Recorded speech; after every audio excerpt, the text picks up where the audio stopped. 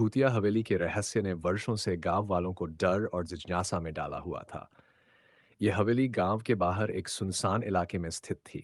चारों ओर घने पेड़ों से घिरी इस हवेली का इतिहास रहस्यमय और डरावना था। कहते हैं कि यह हवेली 100 साल पहले एक रईस जमींदार की थी, जो अपने खजाने के लिए कुख्यात था। लेकिन एक रात पूरी हवेली में आग लग गई और जमींदार समेत पूरा परिवार लापता हो गया। तब से यह हवेली वीरान और डरावनी कहानियों का गढ़ बन गई। अजीब घटनाएं, लोगों का कहना कि हवेली के पास से गुजरने पर अजीब आवाजें सुनाई देती थीं। रात के समय रोशनी की झलक और छायाएं दिखाई देती थीं। कुछ लोगों ने दावा किया कि उन्होंने अंदर किसी औरत की चीखें और जंजीरों की खड़खड़ाहट सुनी। युवा समूह की जिज्ञासा एक दिन गांव के 4 युवाओं ने हवेली के रहस्य को सुलझाने का निश्चय किया। वे रात में टॉर्च और कैमरे लेकर हवेली में घुस गए।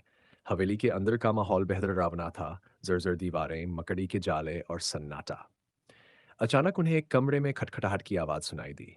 जब वे कमरे में गए तो देखा कि वहां एक पुराना संदूक रखा था। संदूक खोलते ही एक पुरानी डायरी मिली, जिसमें जमींदार की लिखावट थी।